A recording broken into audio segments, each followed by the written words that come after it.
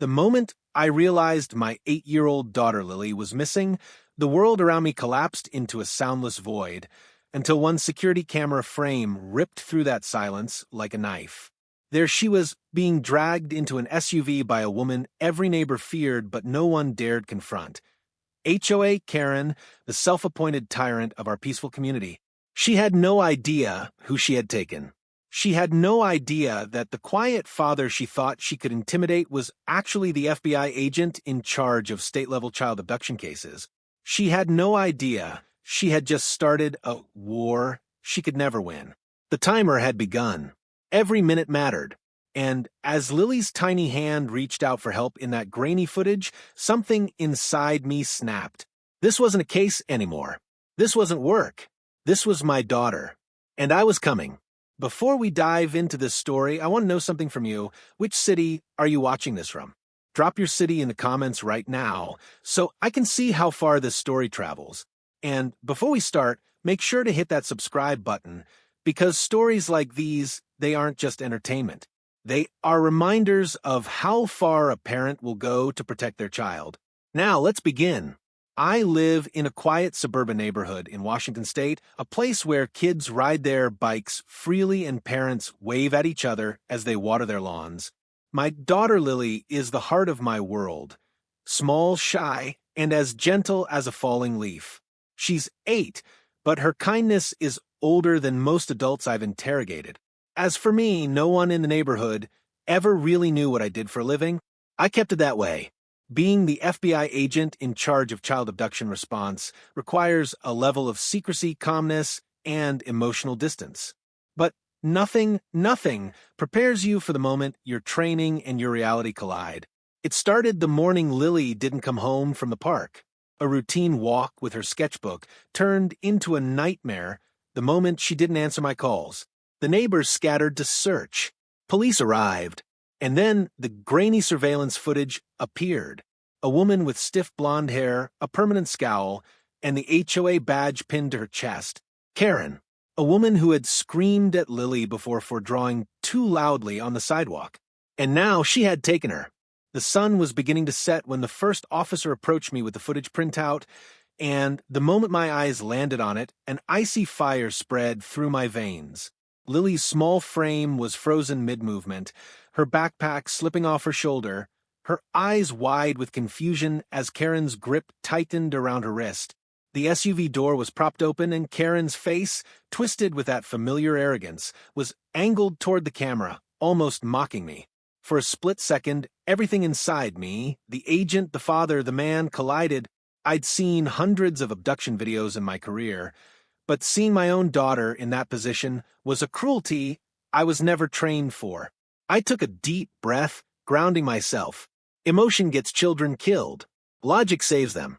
Send this to Quantico for enhancement. Now, I said to the officer, my voice calm but carrying a weight that made him move instantly. Within minutes, my phone lit up with calls. Field agents volunteering, analysts pulling up satellite images, teams preparing tactical units. No one knew why I was suddenly activating protocol at lightning speed, but they obeyed. They always obeyed, because they knew if I was calling in every resource, it meant a life was hanging by a thread. Little did they know it was Lily's life. As I stepped into the mobile command unit, maps unfolded across the digital screens. Routes Karen could take, locations she used to complain about abandoned HOA storage sheds where she had threatened to lock up kids who break the rules. Every piece of intel about Karen that seemed ridiculous before now felt like a potential clue. My mind raced. Karen wasn't random. She was obsessive. She hated noise, hated kids playing, hated dogs barking, hated chalk drawings, hated anything that didn't obey her rigid HOA rulebook. And Lily, sweet Lily, was everything she despised because she represented innocent joy, something Karen could neither control nor understand. As aerial footage loaded, I scanned the streets leading out of the neighborhood. One camera caught her SUV heading toward the old industrial zone west of town, a place filled with empty warehouses, forgotten vehicles, and shadows deep enough to hide anything. I felt my heart hammer, but my training took over. Team Bravo, approach from 11th Street. Team Alpha, secure the north exit. No one engages until I say, so, I commanded. My agents exchanged glances. They weren't used to seeing this edge in my voice. They didn't know it was the voice of a father fighting time. My phone buzzed. A message from Quantico, vehicle confirmed. Plate, registered to HOA enforcement unit. Last GPS ping. Warehouse District, Building 4. Warehouse 4. Of course. Karen had complained for years that the city never fixed up that filthy place. It was isolated, perfect for her kind of control. As we drove there, sirens off, helicopters hovering miles away to avoid detection, I replayed every moment of Lily's morning. Her little voice saying she wanted to finish a drawing for me. The way she hugged me quickly before leaving. The way I said, be safe, never imagining danger would come from someone living 3 houses down. When we reached the district, the air grew heavier, colder. My boots hit the ground with purpose as I moved toward Warehouse 4. The metal door was slightly open, faint light seeping through. Thermals. I whispered. An agent checked his tablet. 1 adult, 1 child. Child is seated. I closed my eyes for a millisecond. She was alive. My daughter was alive. But then something shifted. The thermal outline showed Karen pacing, waving something in her hand. Maybe a phone, maybe a weapon. She's agitated, the agent said. Agitated meant unpredictable. Unpredictable meant danger. Stand by, I said, raising my hand. I crept forward, hearing Karen's muffled voice ranting inside. You kids think you can break rules? Think you can ignore me? Not anymore. You'll learn respect. My fists clenched. She sounded unhinged. But worse, she sounded like she believed she was right. I took my position, signaled the breach team, and inhaled deeply. Seconds stretched into hours. Then I gave the command. The door exploded open, agents surged in, and I rushed straight toward the small figure tied to a chair in the center of the room. Lily's eyes widened as she saw me, tears spilling instantly. Daddy, she cried, her voice breaking, and I dropped to my knees, tearing the restraints off her tiny wrists. I'm here, baby. I'm here. Behind me, Karen was screaming, her face red, her hands shaking as agents tackled her. I was teaching her a lesson. She broke the rules. She broke the rules, she shrieked. But I didn't turn. I didn't even look at her. All I cared about in that moment was my daughter breathing against my chest. The warehouse echoed with Karen's hysterical screams long after agents dragged her outside. But none of that mattered. Not compared to the way Lily clung to my shirt, her trembling fingers digging into me as though she feared I might disappear. I wrapped my arms around her, steadying her breathing with my own, whispering, "You're safe now, sweetheart. I promise." But even as I spoke those words, my instincts, the instincts of an FBI agent who had handled over 100 abduction cases, told me the situation wasn't over. Something fell off. Kidnappers like Karen, irrational and rule-obsessed, usually snapped from rage in the heat of the moment. But this, the restraints, the timing, the location, it wasn't impulsive, it was planned. And that meant something or someone else might be involved. Gently, I lifted Lily into my arms and carried her out toward the FBI medic van. Her cheeks were streaked with dried tears, her knees scraped, her backpack torn as if someone had yanked it off her. "Daddy," she was yelling so much, she whispered. Her voice was so small it nearly broke me. She said she was going to make me follow HOA discipline. I nodded, brushing back her hair. "I know. She can't hurt you now. I need you to rest, okay? You're safe with me." As the medics checked her blood pressure and injuries, I stepped aside for a moment, forcing myself into work mode. "What do we know about Karen?" I asked one of my senior agents, Thompson, who had been with me throughout multiple high-profile rescues. "She's been reported 15 times this year alone," he said, scrolling through his tablet. "Noise complaints, trespassing, harassing parents, threatening letters to homeowners." And he paused, squinting. "Sir, you need to see this." He handed me the tablet. My stomach dropped. The HOA had received multiple complaints that Karen had tried to lure children away, before, each time brushing it off as disciplining future troublemakers. But the most disturbing part was a document in her personal HOA notes. A detailed, color-coded list labeled Neighborhood Compliance Plan, Phase 1. Under Lily's name, Karen had written, repeated sidewalk chalk violations, excessive emotional display, needs correction. My jaw tightened. This wasn't a random kidnapping. This wasn't just Karen's madness. This was a blueprint, a plan, and Lily was only one of several names. We need a warrant for her house. Now, I ordered. Thompson nodded. On it, sir. When Lily was cleared by medics, she wrapped her arms around my neck again. Daddy, she said someone told her to take me. My blood froze. Someone. She nodded quickly. She kept saying, I'm not the only one who cares about the rules. My thoughts sharpened. If someone had encouraged her, or worse, instructed her, Lily might not be the only child in danger. I held her tighter. Sweetheart, you did so good. I'm so proud of you. She sniffled. Can we go home? I forced a smile. Soon. I just need to check something important. I placed her inside a secure transport vehicle with 2 child specialist agents, locking the doors and instructing them not to let her out of their sight. Then I turned to my team. Gear up. We're moving. Within minutes, we were standing in front of Karen's pristine white house, the one with trimmed hedges, color-coordinated flower pots, and a porch lined with laminated HOA rule sheets taped to the railing. It was too quiet, too still, almost staged. As soon as we breached the door, the smell of bleach hit us. The living room was obsessively clean. No dust, no clutter, the furniture arranged at unnatural right angles. But the deeper we walked in, the darker things became. In her office, we found stacks of binders filled with neighborhood maps.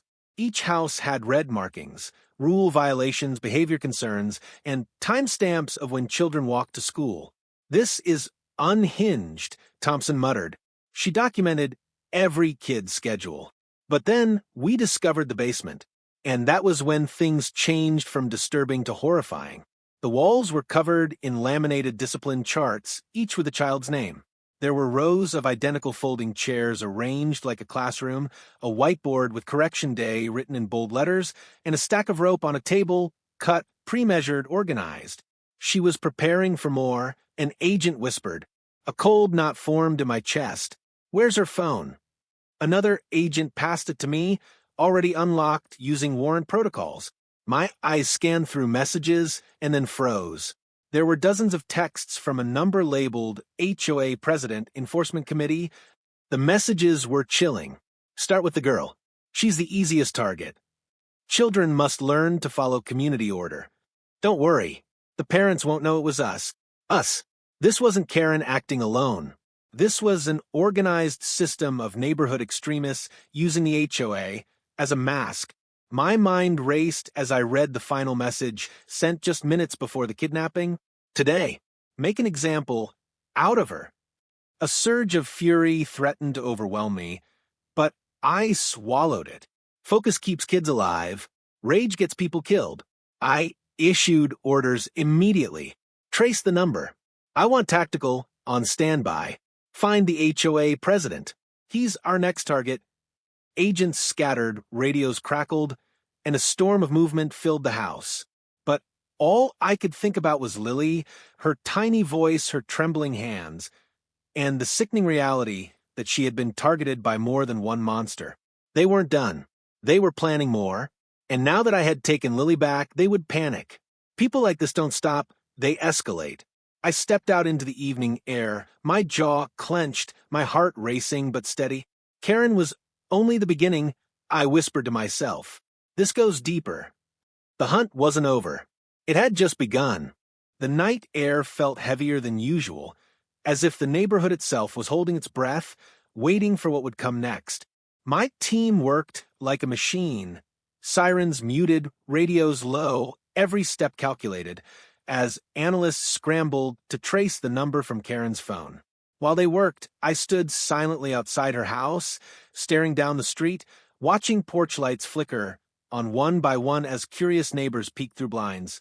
They had no idea that behind their perfectly manicured lawns and HOA newsletters lurked something far darker than an overzealous board member. When my phone vibrated, I answered instantly. "Sir, we traced the number," our tech specialist said. "It belongs to HOA President Stephen Brunner, and you're not going to believe this. He's part of an online group called Order Keepers. Extreme rule enforcement ideology. No criminal history, but heavy chatter about child correction programs." My grip tightened around the phone. "Where is he now?" The analyst exhaled sharply. "At home. But sir, his house is showing unusual power usage. Elevated heat signatures in the basement. Multiple moving figures. We think there might be kids inside." For a moment, every sound faded. The rustling trees, the distant traffic, even my own heartbeat. Other children. Multiple. If we waited, even for an hour, we might lose them. "Send me the address." I ordered. Within seconds, a map pinned the location. A large 2-story brick home at the end of Willow Bend Court. Too perfect. Too normal. Monsters like this always hid in plain sight. I rushed to the secure vehicle where Lily sat with the 2 specialized agents. "Sweetheart, I have to go stop the bad people who helped Karen," I told her gently. Her eyes widened with fear. "Are they coming for me again?" "No," I said firmly, kneeling so my eyes met hers. "I won't let anyone touch you. I promise you, with everything I am, you're safe." She nodded, though her small fingers clung to my sleeve for a moment before letting go. And then I was gone. My convoy sped through the neighborhood, lights off, engines low, until we reached Willow Bend Court. The house loomed large and quiet, lights glowing behind drawn curtains. Too quiet. As tactical teams fanned out, I studied the windows. The basement ones were covered from the inside, another red flag. Heat signatures? I asked. A tech agent checked his portable display.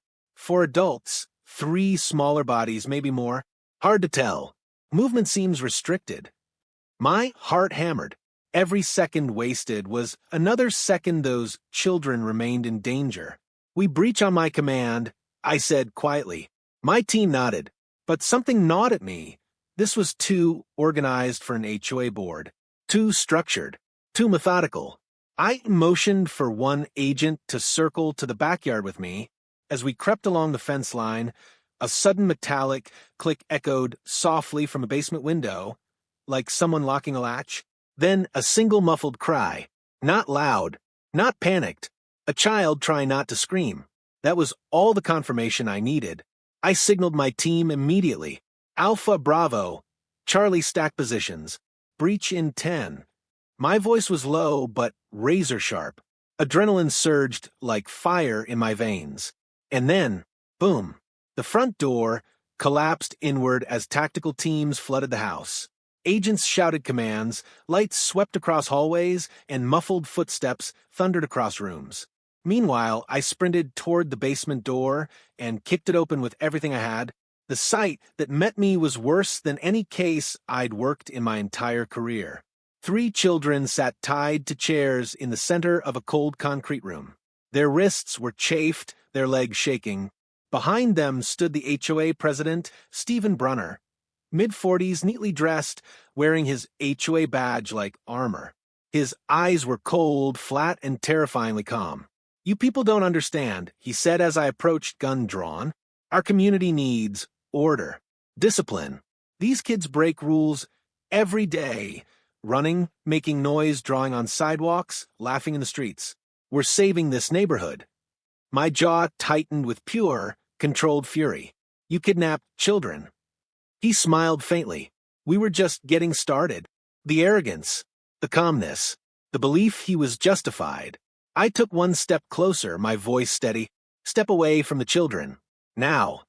But instead of complying, Stephen reached slowly toward a drawer, one that could hold anything from a weapon to a phone to a last attempt to harm. I didn't give him the chance. With a single move, I tackled him to the ground, wrenching his arms behind him as agents swarmed in to secure the scene. He struggled, spitting venom. "The HOA will rise again. Others believe in this. You can't stop the rules." "Watch me," I growled. When he was dragged upstairs, I turned to the children. their eyes filled with terror and hope. "Are you hurt?" I asked gently, cutting their restraints. One little boy shook his head rapidly. She said they were coming for more kids tomorrow. He stammered. They had a list. My blood turned to ice. A list? He nodded. Names. They said kids who disrupt the peace were next. I sent a burst transmission through my radio.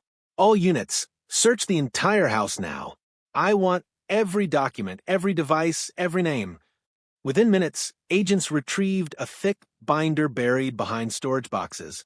Inside were addresses, schedules, and photos of over 30 neighborhood children, including Lily circled with red ink and the word Phase 2 written beside her.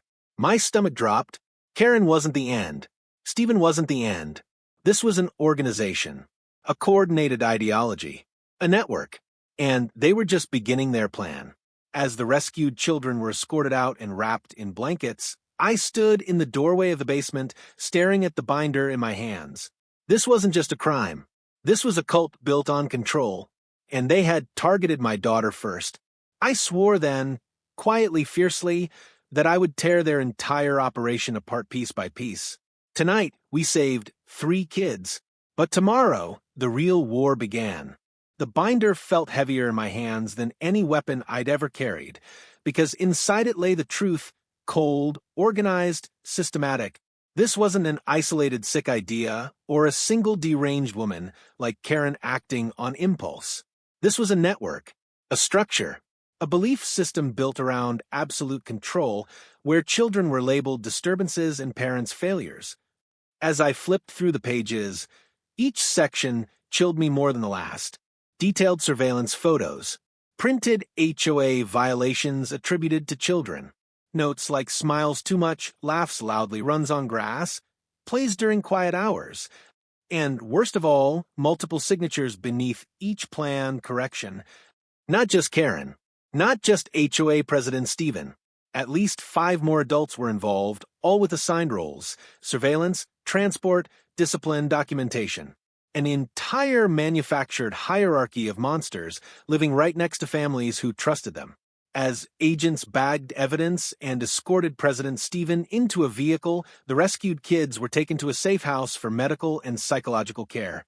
Their tiny bodies still shook with shock, but they clung to the agents like lifelines.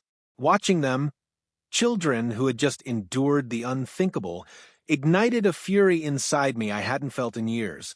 But fury without direction was dangerous. And I had direction. Laser sharp. We set up a temporary command post inside the quiet cul-de-sac. Neighborhood residents peeked from their windows, unaware that the HOA board they obeyed so blindly had been plotting something sinister beneath their feet. I reviewed maps with my team, marking the houses of the other individuals mentioned in the binder: Marcy Ellison, Charles Chuck Green, Patricia Lowe, Neil Forsett, and Robin Hale. All respected members of the community. All sitting on HOA committees. All responsible for planning more child kidnappings. As we prepared for simultaneous raids, evidence analysts approached with updates. "Sir, you're going to want to see this," one said, handing me Stephen's laptop. My eyes scanned through encrypted files, meeting notes, schedules, payment logs for community enforcement work. And then I found a chilling PowerPoint labeled Compliance Phase Project. The slides were simple but horrifying. Diagrams of a re-education room, photos of rope lengths, lesson plans that read like military punishments, and a timeline estimating that the entire neighborhood's children could be corrected within 6 months. A community-sized nightmare. Before I could analyze further, my phone buzzed. It was Thompson. "Sir, we ran financial records. Several HOA members made large cash withdrawals in the last month. We suspect they were funding off-site locations." My jaw tensed. Safe houses. Possibly. Or secondary correction facilities. The idea twisted something deep inside me. Start tracing every address linked to their accounts. We hit them all tonight. Before the raids, I needed one thing: the truth from Lily. Not the painful kind, but the tiny details children naturally remember, the ones adults often overlook. I walked to the secure, vehicle where she rested, wrapped in a soft blanket. She looked up with those big, tired eyes that still somehow held more courage than some grown men. "Daddy," she whispered, "are there more bad people?" I knelt beside her. "We're finding them. But I need to ask you something important. Only if you feel okay." She nodded slowly. "Did Karen talk to anyone before taking you? Maybe mention names?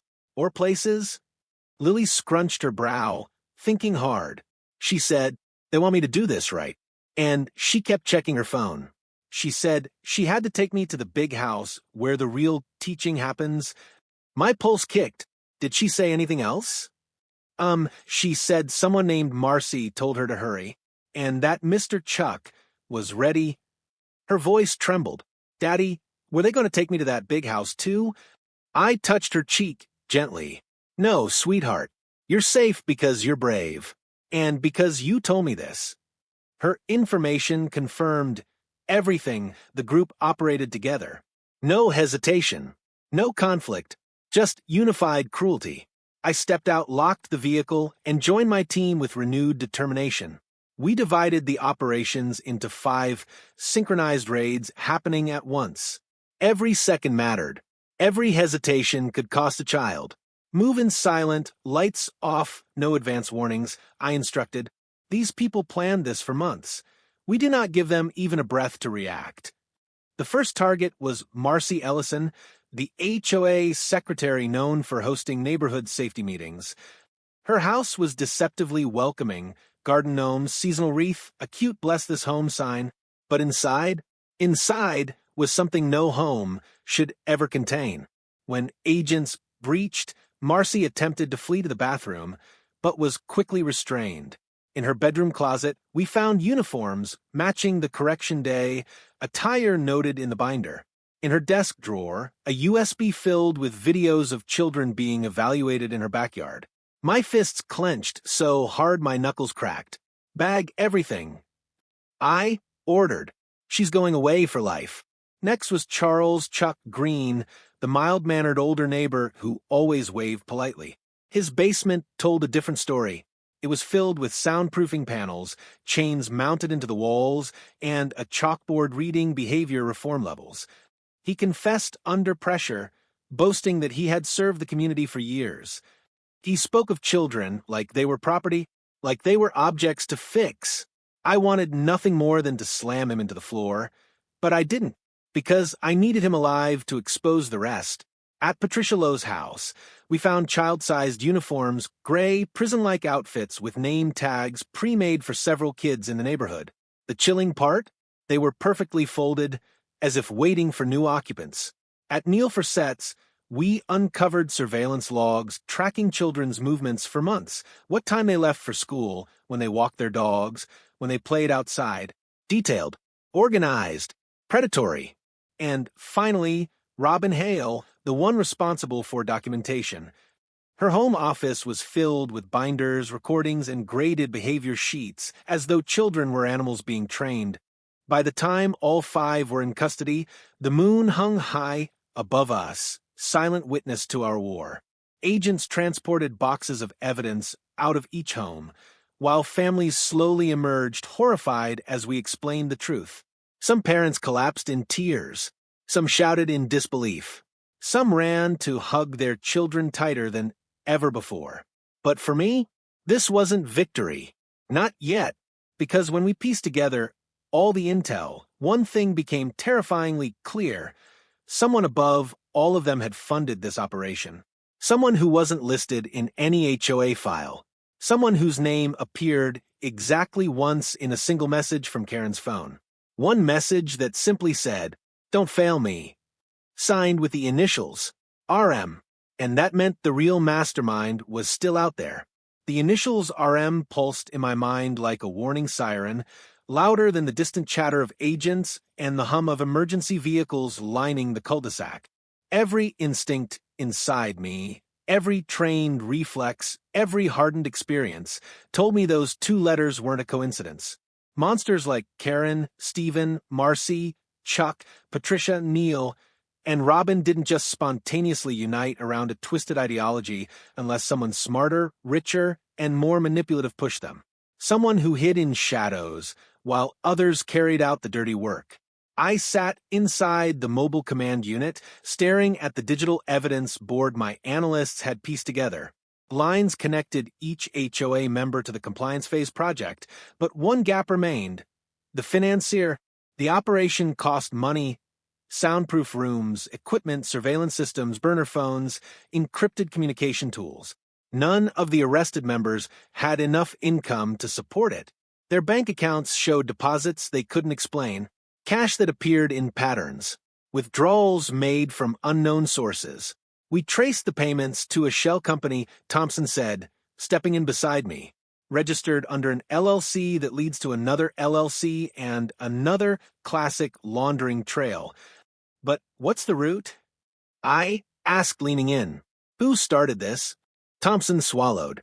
Sir, the final stamped authorizer on the financial chain is a man named Richard Montgomery. My head snapped upward. I knew that name. The entire city knew that name. Richard Montgomery was a wealthy real estate mogul, owner of multiple HOA management companies across the state. He marketed himself as a community perfection specialist. Clean neighborhoods, silent streets, strict rule enforcement. People admired him, trusted him, let him reshape entire suburbs. And he lived only 20 minutes from here. My jaw tightened, adrenaline rising like a tsunami. Where is he now? His mansion, Thompson replied, checking the trace. And sir, he's awake. His phone has been active since we detained the others. That was all I needed to know. He knew. He was watching. He was preparing.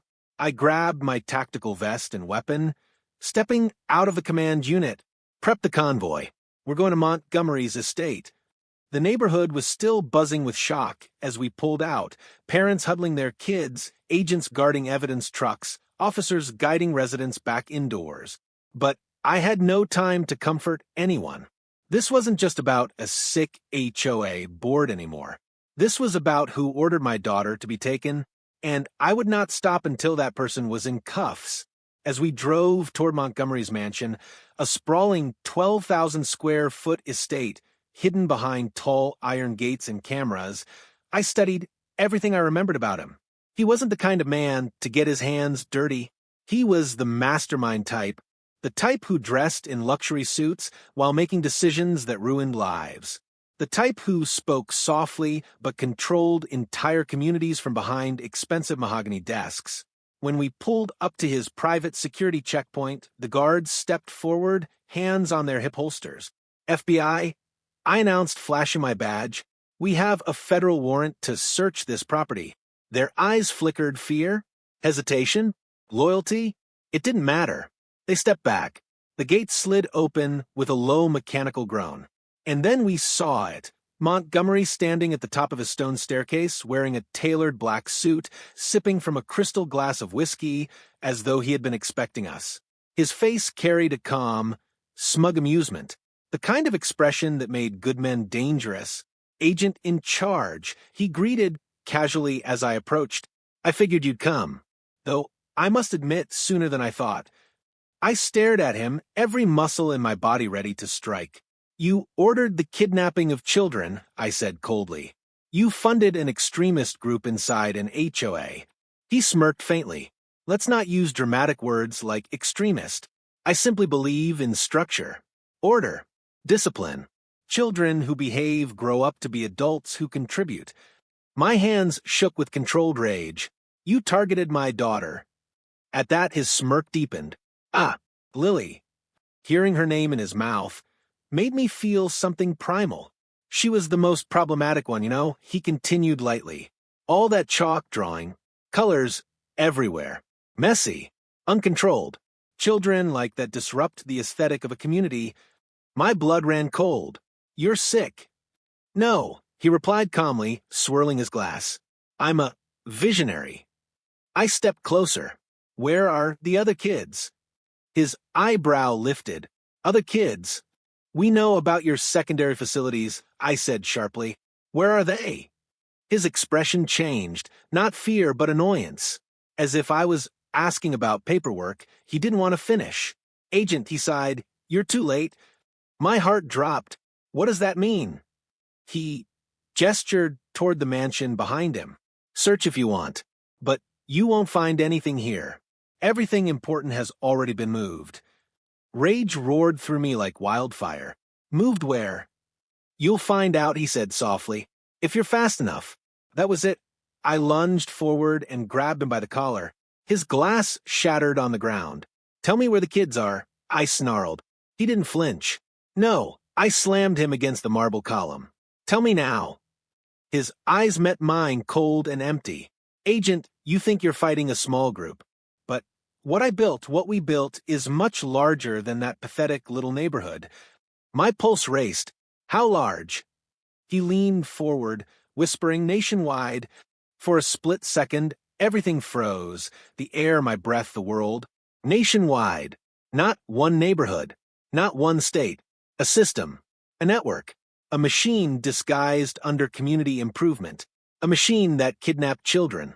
I shoved him toward the agents, and they handcuffed him instantly. But even with Montgomery restrained, dread churned in my stomach. As they led him into custody, he looked back at me with a chilling smile. You saved your daughter, he said, but you won't save them all. Something inside me cracked. I rushed into his mansion, tearing through rooms with my team. And then deep inside his private office, we found it.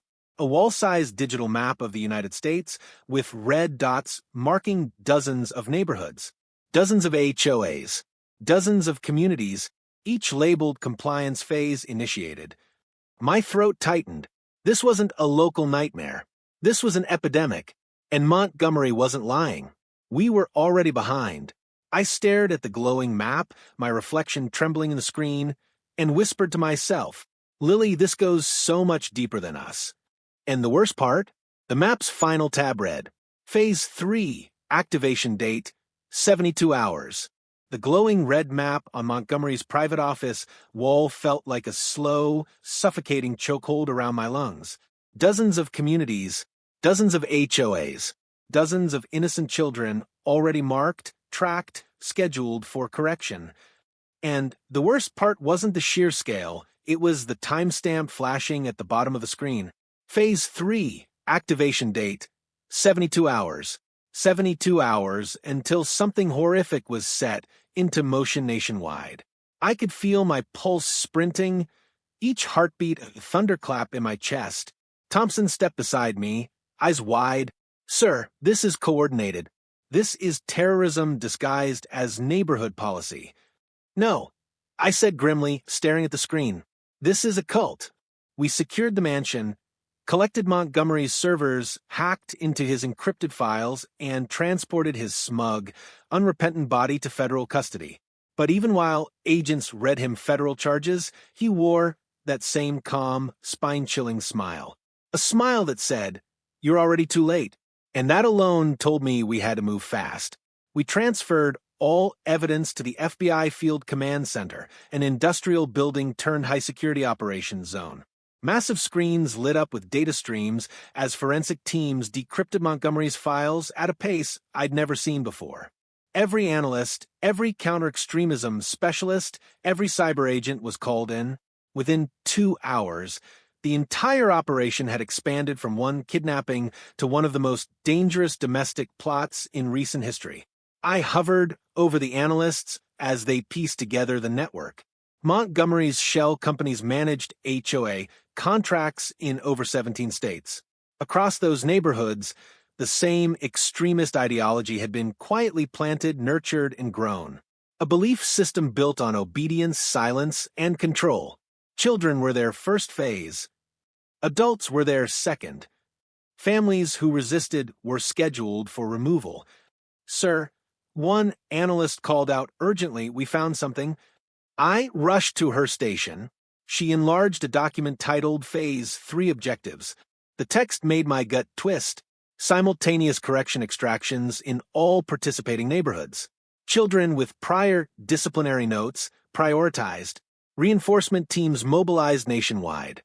Central hub to oversee operations. The bottom line chilled me the most. Full activation once RM authorizes final code. I clenched my fists so tight my nails dug into my palms.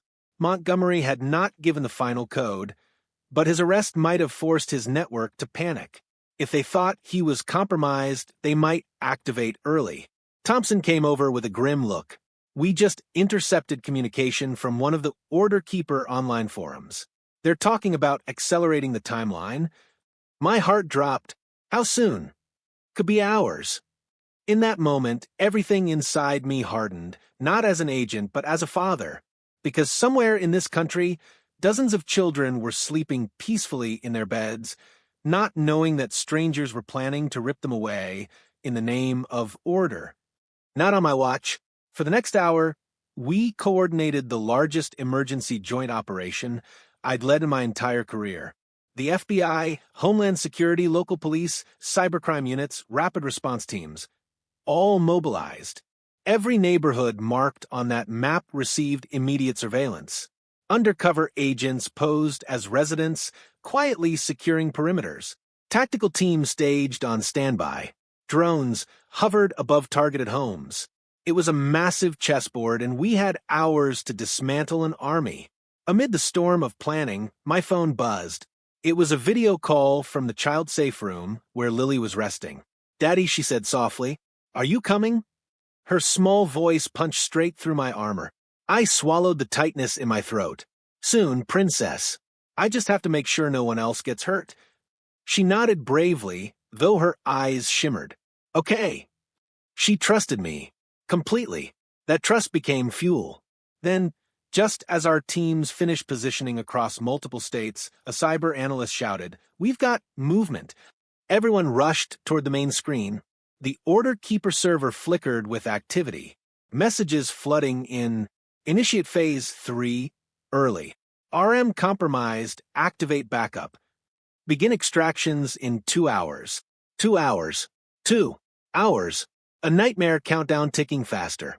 Deploy teams now. I commanded. Operators relayed orders across states. SWAT vans rolled out. Helicopters lifted into the night sky.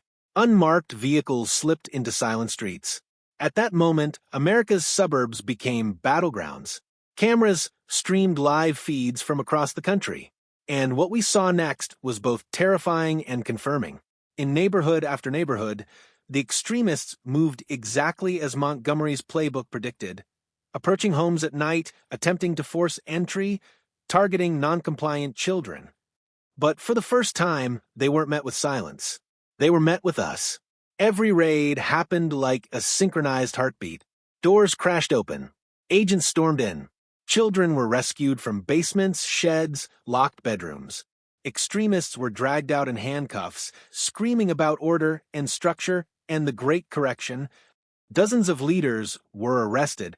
Hundreds of children were secured. It was chaos, but controlled chaos orchestrated by thousands of brave men and women united by one mission: stop the nightmare before sunrise. As the hours passed, the map's red dots turned green, one by one, marking successful intervention. The final takedown happened in a gated community in Arizona, a fully operational correction facility hidden in a remodeled clubhouse. 15 children were inside. My throat tightened when the agent on scene said, "All safe." Only then, when the final dot blinked green, did I exhale fully for the first time in days. We had stopped Phase 3. We had stopped the network. We had stopped a national tragedy. But one thing remained unfinished. I returned to the federal detention ward where Montgomery sat in an interrogation room. His hands cuffed, his expression unchanged. When I entered, he smiled. "You stopped Phase 3, he said calmly. "Congratulations." I stared at him coldly. "It's over." "No," he whispered. "It's paused." My jaw tightened. "We dismantled your network." "You dismantled one branch, Agent." A chill crept down my spine. "You think kids like Lily frighten me?" he continued. "No. What frightens me is how many parents like you are still asleep." I leaned forward, my voice low. "Not anymore." He tilted his head, amused. "We'll see." I stood, pressing the intercom button. End interrogation. As the guards entered, I turned back once more. "You'll never touch another child again." He smirked, but I knew something he didn't. We were ready now. And as I walked out of that room, the weight of the world finally lifting, I whispered to myself, Lily, it's over. You're safe. And so are they. If this story kept you at the edge of your seat, then smash that subscribe button, drop a comment with your city, and tell me, should I make a part 2 where the hidden leaders of the network try to strike back? Your support keeps these stories alive. Like, comment, share, and stay safe.